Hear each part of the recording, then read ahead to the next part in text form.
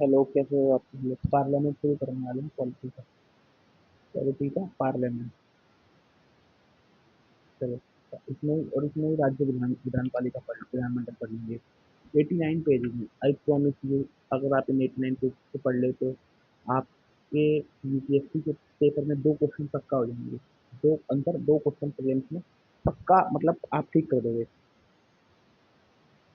भारतीय संसदीय प्रणाली ने भारतीय संसदीय प्रणाली ने ब्रिटिश संसदीय प्रणाली पर आधारित है।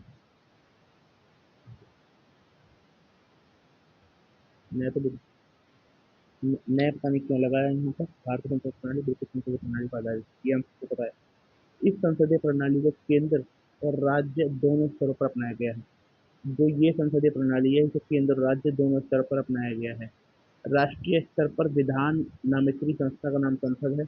वहीं राज्यों की विधायिकों विधायिकों राज्य की विधायिकाओं का नाम विधानमंडल का विधानमंडल कहते हैं। देखो, अब तक हमने क्या क्या इन्फॉर्मेशन पढ़ी? पहला इन्फॉर्मेशन ये पढ़ी, पहला फर्स्ट इन्फॉर्मेशन इस पेज में, कि भारतीय संसद प्रणाली ब्रिटिश संसद प्रणाली पर आधारित है। दोनों स्तरों पर है, हमने इस संसद प्रणाली को दोनों स्तरों पर ही हमने इसे अपनाया है। केंद्र में जो विधान बनाती है, जो विधान बनाती है, विधान नामित्री संस्था, उसे संसद कहते हैं। और राज्य में उसे विधानसभा कहते हैं। ठीक है, विधानमंडल या विधानसभा, विधानमंडल सॉरी, विधानसभा तो विधानसभा भी कह सकते हैं, पर विधानमंडल क्योंकि उसमें विधान परिषद भी होता है ना।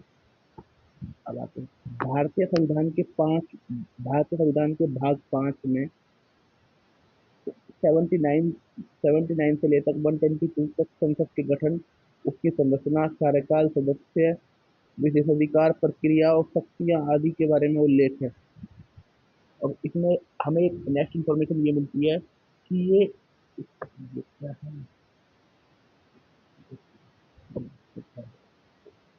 ये ना भाग 5 में है, 79 से लेकर 122 तक। भाग 5 में 79 से लेकर 122 तक संसद की गठन, उसकी संरचना, उसके कार्यकाल, उसके सदस्य, उसके विशेषाधिकार, उसकी प्रक्रिया और उसकी शक्तियां आदि के बारे में उल्लेख है भाग 5 में। भारतीय संसद में दो सदन है। सुन रहा है ना आपको? भारतीय संसद में दो सदन है, राज्यसभा और लोकसभा। भारतीय संसद के उच्च सदन को राज्यसभा तथा निम्न सदन को लोकसभा कहते हैं। भारतीय संसद के उच्च सदन को राज्यसभा और निम्न सदन को लोकसभा कहते हैं। अब ये पॉइंट क्लियर हो गया। संविधान ने राज्यों को एक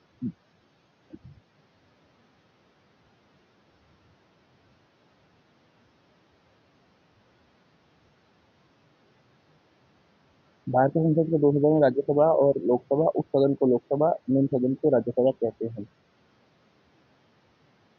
तो उच्च सदन को लोकसभा और निम्न सदन को राज्यसभा कहते हैं, उल्टा बोल दिया था हमने। भारत संविधान ने राज्यों को एक सं- सदन ना एक सदनात्मक तथा दुसदनात्मक सदनात्मक व्यवस्था स्थापित करने का विकल्प दिया है। वर्तमान में भारत में दो द्वि सदनात्मक विधायिका हैं। ये राज्य हैं आंध्र प्रदेश, बिहार, कर्नाटका, महाराष्ट्र, तेलंगाना, उत्तर प्रदेश। जैसे अनिवार्य रूप से भारत का जो भारत में जो केंद्र है, वहां पर अनिवार्य रूप से विधायिका को दो भागों में बताया गया है, राज्यसभा लोकसभा, है ना। दो सदन बताए गए हैं, राज्यसभा उप सदन है और लोकसभा निम्न सदन है। वैसे ही राज्यों को विकल्प दिया गया है। राज्यों को विकल्प दिया गया है कि भाई, आप एक सदन भी चुन सकते हो, आप दो दो सदन भी चुन सकते हो। वर्तमान में 6 राज्यों ने दो सदन चुन रखे हैं। तो आंध्र प्रदेश, तेलंगाना दो हो गए, बिहार, यूपी चार हो गए, महाराष्ट्र हो गए, और एक एक में कौन सा मिस कर रहे हैं? कर्नाटका, देन कर्नाटका। ठीक है।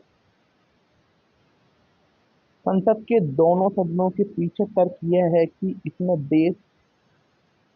देश और समाज के सभी क्षेत्रों व भागों को प्रतिनिधित्व दिया जा सके। एक सदन द्वारा लिया गया प्रत्येक निर्णय दूसरे सदन में पुनर्विचार किया जा सके। इसका तात्पर्य है कि प्रत्येक विधेयक या नीति को पर दो बार विचार विचार किया जा सके। संसद में दो सदन होने के पीछे एक तो ये तर्क है कि इसमें देश देश और समाज के सभी क्षेत्रों व भागों को प्रतिनिधित्व दिया जा सके, है ना। और अगर एक सदन ने कोई कोई निर्णय ले लिया है और वो दूसरे सदन पे जाता है, दूसरे सदन पे विचार करता है, तो उस एक ही चीज पे, एक ही विधेयक पे, एक ही प्रस्ताव पे, एक ही कानून पे दो बार प्रस्ताव हो जाता है ना। इससे ये अच्छी चीज है। देखो यार, अगर हमें कोई कार लानी होती है, अगर हम कोई कार लाते हैं तो भी हम 10 ऑप्शन देखते हैं, 10 बार पूछते हैं, 10 बार लोग रिव्यू देखते हैं, फोटो देखते हैं, और ये तो कानून का मसला है। यद्यपि भारतीय संविधान ने ब्रिटिश संसदीय प्रणाली का अनुसरण करते हुए संसदीय शासन प्रणाली को अपनाया, ब्रिटिश किंतु भारतीय संसद में ब्रिटिश संसद के समान शक्तिशाली नहीं है, क्योंकि ब्रिटिश संसद के बारे में कहावत है कि वह स्त्री पुरुष स्त्री को पुरुष और पुरुष को स्त्री बनाने के अलावा सब कुछ कर सकती है।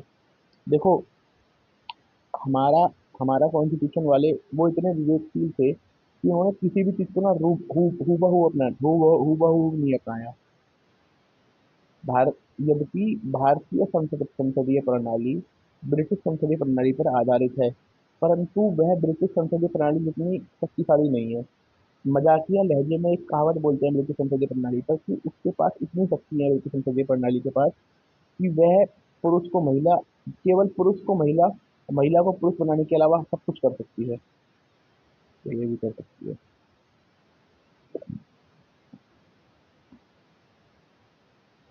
जब किसी विधायिका में दो सदन होते हैं तो उसे द्विसदनात्मक विधायिका कार्ड कहते हैं, ये पता है। ठीक है, ये पता है। अब संसद के गठन से करा देते हैं। अनुच्छेद 79, अनुच्छेद आर्टिकल 79 के अनुसार संघ के लिए संसद होगी जो राष्ट्रपति और दोनों सदनों से मिलकर बनेगी। इसके नाम राज्यसभा और लोकसभा होंगे। देखो, अनुच्छेद 79 में एक तो संसद को बनाया गया, और इस बात को बता दें कि संसद में कौन कौन होंगे, राष्ट्रपति और दोनों सदन, इसके दो दो और, और दो सदनों से मिलकर बनेगी राज्यसभा और लोकसभा। जहां राज्यसभा में राज्यों और केंद्र शासित प्रदेशों के प्रतिनिधि निर्वाचित होते हैं, वहीं लोकसभा में संपूर्ण भारत के प्रतिनिधि चुन के आते हैं। जहां राज्यसभा में राज्यों और केंद्र शासित प्रदेशों के प्रतिनिधि निर्वाचित होते हैं, वहीं लोकसभा में संपूर्ण भारत के प्रतिनिधि चुन के आते हैं।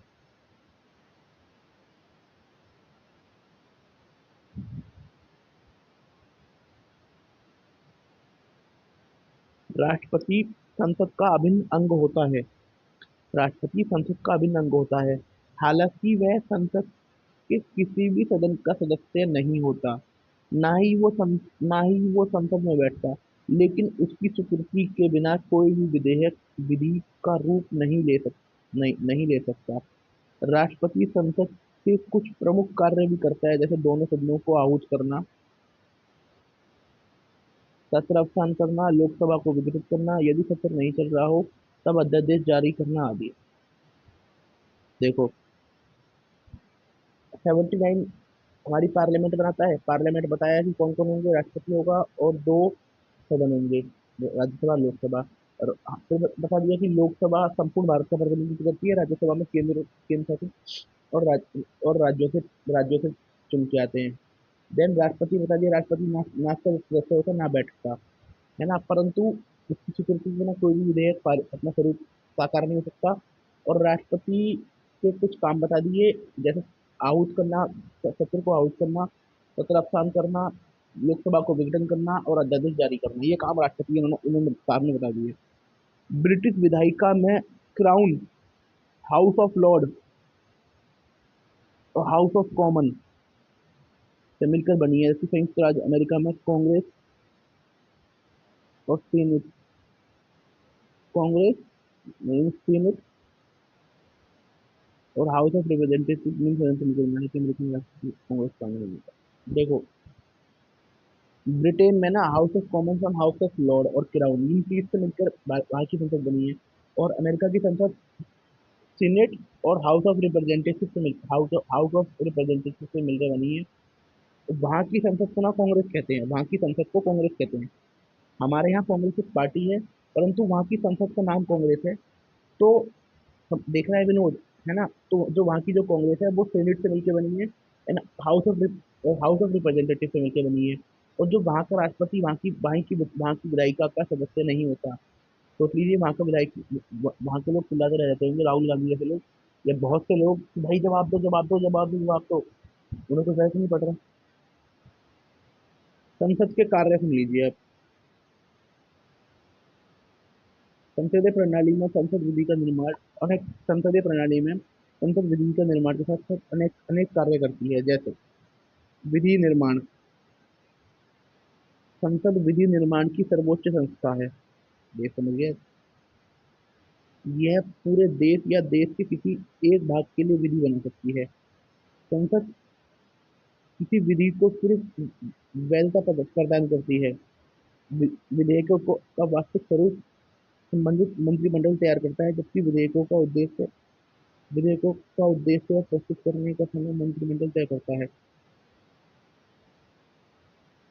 कभी कभी संसद किसी विधि में नीति को अधिक सचित करते हुए एक संरचना बन देती है, तथा शेष कार्य नियम विनियम आदि के लिए कार्यपालिका को शक्ति दे देती है। जब कार्यपालिका विधायिका के अधीन या करते जो करते योजित की रूप में योजना बनाती है तो उसे करते अधिक अधीन विधान कहते हैं। ये थोड़ा सा मुझे एक सेकंड, तो कल पढ़ेंगे, नींद आ गई है।